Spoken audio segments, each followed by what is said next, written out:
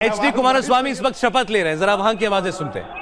ಭಾರತದ ಸಂವಿಧಾನದ ವಿಷಯದಲ್ಲಿ ನಿಜವಾದ ಶ್ರದ್ಧೆ ಮತ್ತು ನಿಷ್ಠೆಯನ್ನು ಹೊಂದಿರುತ್ತೇನೆಂದು ನಾನು ಭಾರತದ ಸಾರ್ವಭೌಮತ್ವವನ್ನು ಮತ್ತು ಅಖಂಡತೆಯನ್ನು ಎತ್ತಿ ಹಿಡಿಯುತ್ತೇನೆಂದು ಮತ್ತು ಕರ್ನಾಟಕ ರಾಜ್ಯದ ಮುಖ್ಯಮಂತ್ರಿಯಾಗಿ ನನ್ನ ಕರ್ತವ್ಯಗಳನ್ನು ಶ್ರದ್ಧಾಪೂರ್ವಕವಾಗಿ ಮತ್ತು ಅಂತಃಕರಣ ಪೂರ್ವಕವಾಗಿ ನಿರ್ವಹಿಸುತ್ತೇನೆಂದು ಭಯ ಅಥವಾ ಪಕ್ಷಪಾತವಿಲ್ಲದೆ ರಾಗದ್ವೇಷವಿಲ್ಲದೆ ಎಲ್ಲ ಬಗೆಯ ಜನರಿಗೆ ಸಂವಿಧಾನಕ್ಕೆ ಮತ್ತು ಕಾನೂನಿಗೆ ಅನುಸಾರವಾಗಿ ನ್ಯಾಯವಾದದ್ದನ್ನೇ ಮಾಡುತ್ತೇನೆಂದು ದೇವರ ಹೆಸರಿನಲ್ಲಿ ಹಾಗೂ ಕನ್ನಡ ನಾಡಿನ ಜನತೆಯ ಹೆಸರಿನಲ್ಲಿ ಪ್ರಮಾಣ ಮಾಡುತ್ತೇನೆ।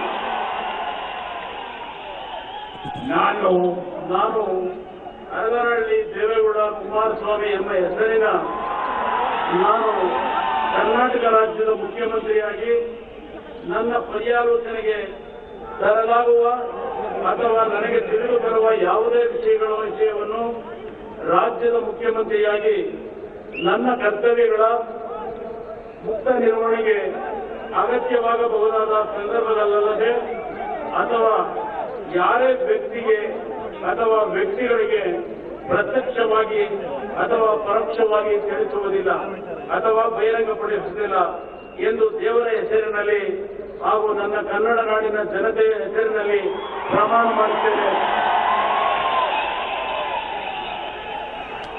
HD देवेगौड़ा एक बार फिर HD कुमारस्वामी, माफ कीजिएगा, कर्नाटक के मुख्यमंत्री बने और इससे पहले बीजेपी के समर्थन से मुख्यमंत्री रह चुके हैं। उनकी पार्टी कांग्रेस के समर्थन से भी वहां पे सरकार बना चुकी है।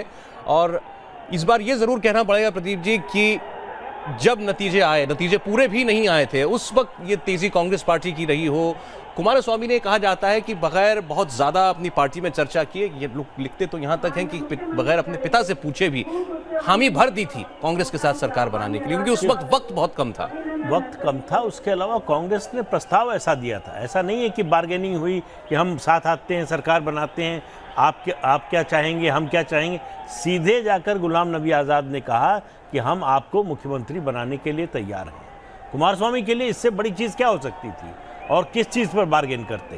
तो उनके सारे सवालों का या शंकाओं को पहले ही देखिए, लेकिन बीजेपी अब भी इस उम्मीद में है कि इनके अंतर्विरोध की वजह से दोनों पार्टियों का गठबंधन चल नहीं सकता है। वो इतिहास ऐसा है। एक दूसरा, कांग्रेस के सामने अब समस्या आएगी, अलग अलग जो सामाजिक समूह हैं उनमें संतुलन बिठाने की।